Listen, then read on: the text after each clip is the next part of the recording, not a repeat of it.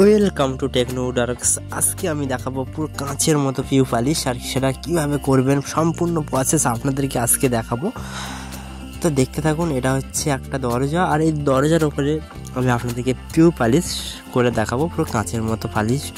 তো পিউ পালিশ অনেক রকমের হয়, আর সেটা আপনাদেরকে দেখাবো। তো দেখো, এটা হচ্ছে একটা দরজা। আমি প্রথমে পুটিং করে নিচ্ছি। তো তার আগে আমি সিলার অ্যাপ্লাই করলাম। সিলার অ্যাপ্লাই করার পরে সিলারের ওপরে আমি গালা অ্যাপ্লাই করলাম 4 কোট। তারপর আমি পুটিং করে নিচ্ছি।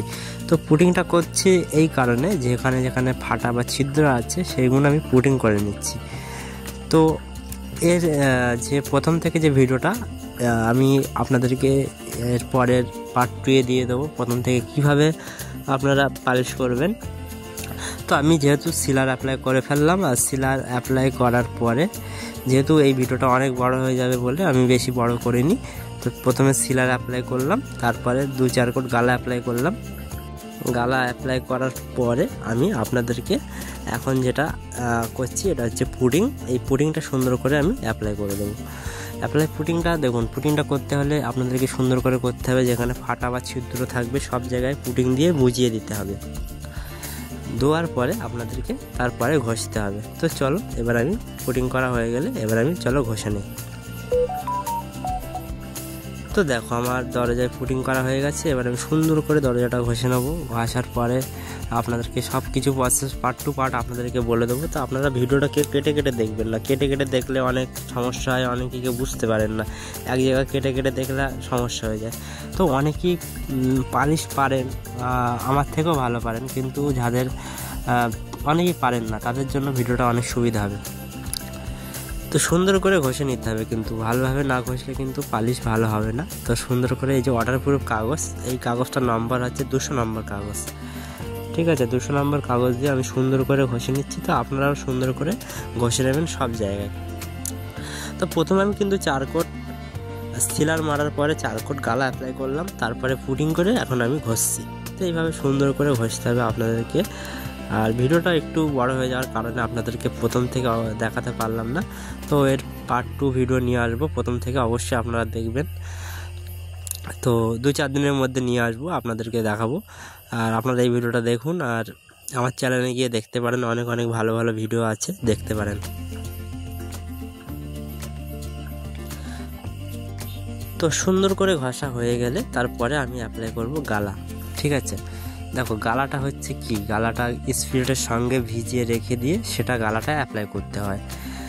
তো গালাটা যারা জানেন না যে গালাটা কি, সেটা আপনারা যদি জানতে চান যে গালাটা কি, তাহলে এই যে ভিডিওর ডিসক্রিপশন আছে, ডিসক্রিপশনে যান, ওখানে লিঙ্ক দেওয়া আছে যে গালা কি, লিঙ্কে ক্লিক করবেন, ওই ভিডিওটা দেখতে পারবেন। তো সুন্দর করে ঘষে নেওয়ার পরে আমি এখন রোদ্দুরে নেবো। এটা পুরো রোদ্দুরে আমি নিয়েছি। নেওয়ার পরে দরজাটা রোদ্দুরে নিয়ে আমি গালা অ্যাপ্লাই করছি। তো গালাটা আপনাদের অ্যাপ্লাই করতে হবে কিন্তু 5 থেকে 6 কোট অ্যাপ্লাই করবেন। হ্যাঁ, আমি গালার উপরে পিউ অ্যাপ্লাই করব। তো গালার উপরে পিউ অ্যাপ্লাই করলে কিছু হয় না, অনেকেই সমস্যা বলে, তো কিছু হবে না, সুন্দর হবে। সেটা আপনারা পুরো ভিডিওটা দেখুন। তো আমি গালা এখন 4 থেকে 5 কোট অ্যাপ্লাই করব। 4 থেকে 5 কোট গালা অ্যাপ্লাই করতেই হবে আপনাদেরকে, না তো কিন্তু পিউটা ভালো হবে না। তো 4 থেকে 5 কোট গালা অ্যাপ্লাই করার পরে 4 থেকে 5 কোট গালা অ্যাপ্লাই করার পরে আপনাদেরকে এবারে ভালোভাবে গালাটা অ্যাপ্লাই করতে হবে। খুব সুন্দর করে গালা অ্যাপ্লাই না করলে কিন্তু পিউ পালিশ ভালো হবে না। তো গালাটা ভালোভাবে অ্যাপ্লাই করবেন, সুন্দর করে গালাটা অ্যাপ্লাই করবেন। যেভাবে আমি গালাটা অ্যাপ্লাই করছি আপনারাও সুন্দর করে এইভাবে গালাটা অ্যাপ্লাই করবেন। তো গালা অ্যাপ্লাই করার পরে যে প্রসেসগুলো আপনাদেরকে সব কিছু আপনাদেরকে বলে দেবো। অবশ্যই ভিডিওটা দেখুন, ফুল ভিডিওটা না দেখলে কিন্তু বুঝতে পারবেন না। সুন্দর করে দেখতে থাকুন ভিডিওটা। তো গালাটা আপনারা যদি, যে গালাটা অ্যাপ্লাই করছি এটা আপনারা কি জিনিসটা, এটা হচ্ছে গালার সঙ্গে স্পিরিট দিয়ে এটা অ্যাপ্লাই করতে হয়। তো আপনারা যদি না জানেন যে এই জিনিসটা কি, কোথায় পাবো, তাহলে আমি অবশ্যই ভিডিওয় আমি ডিসক্রিপশন বক্সে লিঙ্ক দিয়ে দেবো, ওখান থেকে গিয়ে দেখে নিতে পারেন। তো এখন আমি যেটা অ্যাপ্লাই করছি এটা হচ্ছে গোল্ডেন কালার। আর গোল্ডেন কালারটা সুন্দর করে আপনারা অ্যাপ্লাই করবেন। এই যে কালারটা হচ্ছে আপনারা পেয়ে যাবেন কোনো রঙের দোকানে, আপনারা পেয়ে যাবেন কোনো, আপনারা আশেপাশে যদি রঙের দোকান থাকে সেখানে পেয়ে যেতে পারেন। তো এই যে গোল্ডেন কালারটা আপনারা রঙের দোকানে গিয়ে বলবেন যে তেল রং গোল্ডেন কালার দিন, আপনারা পেয়ে যাবেন।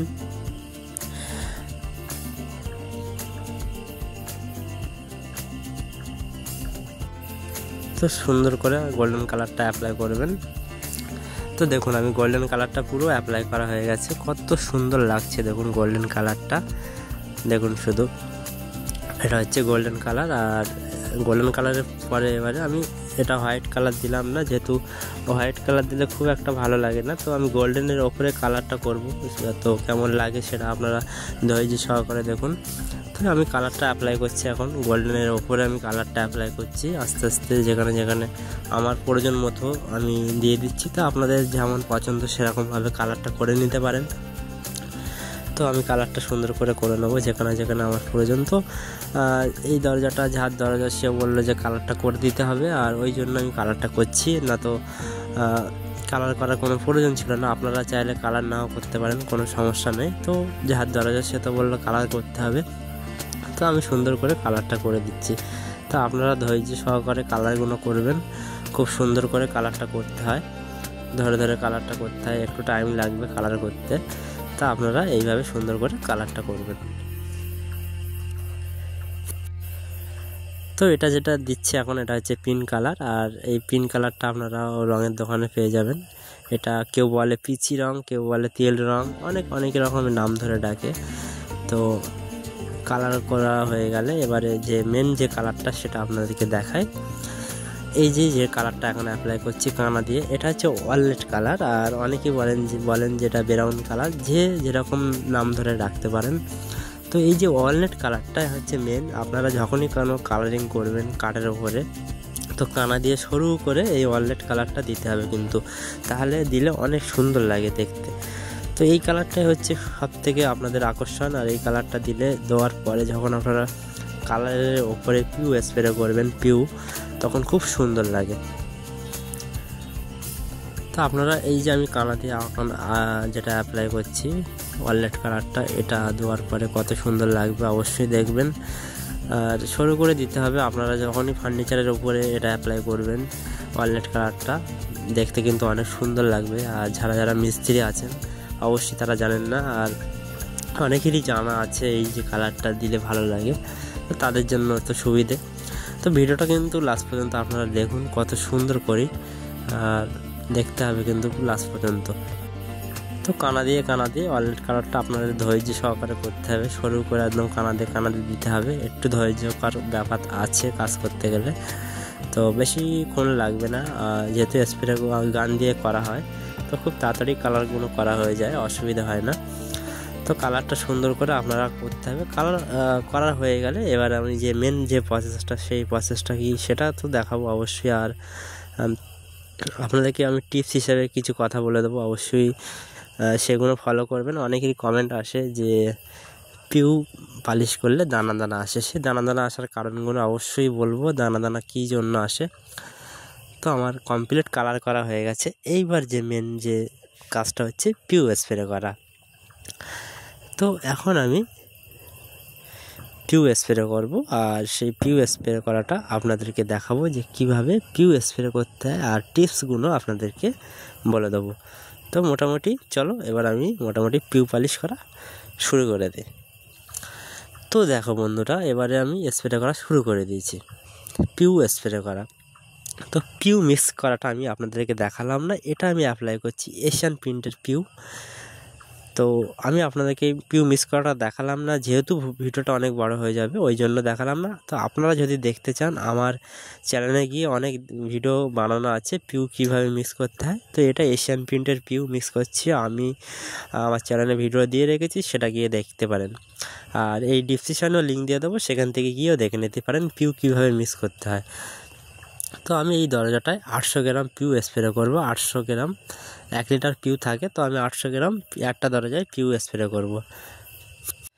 তো পিউ স্প্রে করতে গেলে হাই প্রেশারে অ্যাপ্লাই করতে হবে, না তো কিন্তু দানা আসবে। হাই প্রেশার বলতে মেশিনের যে প্রেশারটা থাকবে হাই, একদম হালকা প্রেশারে স্প্রে করা যাবে না, তাহলে দানা আসবে।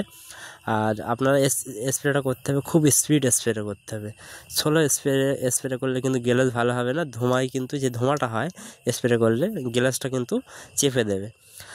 তো এইটাই হলো টিপস আমার। তো পুরো ভিডিওটা আপনাদেরকে বোঝালাম, এখন আমি দেখাচ্ছি পুরো কমপ্লিট হয়ে গেছে, পুরো কাঁচের মতো গেলে চলে এসছে, আপনারা দেখতে থাকুন, পুরো কাঁচের মতো গেলে নিয়ে চলে এসেছি। তো এটা হচ্ছে পিউ স্প্রে। আর আপনাদেরকে বোঝাতে পারলাম কি জানি না, অবশ্যই বলবেন যে আপনাদেরকে বোঝাতে পেরেছি কি না। যদি আপনাদের কোনো মতামত থাকে তাহলে অবশ্যই আমাকে কমেন্ট করবেন যে এই জায়গাটা এরকম হলো কেন, এটা কি হবে, অবশ্যই কমেন্ট করব। আর ভিডিওটা ভালো হলে অবশ্যই কমেন্ট করবেন, আর যদি ভালো না হয় তাও কমেন্ট করবেন, তাহলে আমি আপনাদের জন্য ভিডিও আরও নিয়ে আসার উৎসাহ পাবো। তো ভিডিওটা কেমন হয়েছে অবশ্যই বলবেন। তো এটা ছিল পিউ পালিশ, এশিয়ান প্রিন্টের পিউ পালিশ। তো পিউ পালিশ করতে গেলে প্রসেসটা আপনাদেরকে বলে দিলাম, পুরো প্রসেসটা আপনাদেরকে বলে দিলাম যে কিভাবে করতে হয় পিউ পালিশ, সেটা আপনাদেরকে বলে দিলাম। আর অবশ্যই আমার চ্যানেলটা সাবস্ক্রাইব করে রাখবেন এরকম ভিডিও পেতে, এরকম সুন্দর সুন্দর ভিডিও আপনাদের জন্য নিয়ে আসব। তো যদি আপনাদের ভিডিওটা অবশ্যই যদি ভালো লাগে অবশ্যই কমেন্ট করবেন যে কেমন হয়েছে বলবেন অবশ্যই, তাহলে এরকম ভিডিও নিয়ে আসার চেষ্টা করব। এটা ছিল মেহগনি কাঠের দরজার পালিশ। তো পালিশটা একটু লাল, যেহেতু মেহগনি কাঠ, তো সেগুন কাঠ হলে একটু পালিশটা সাদা হতো, দেখতে আরও ভালো হতো।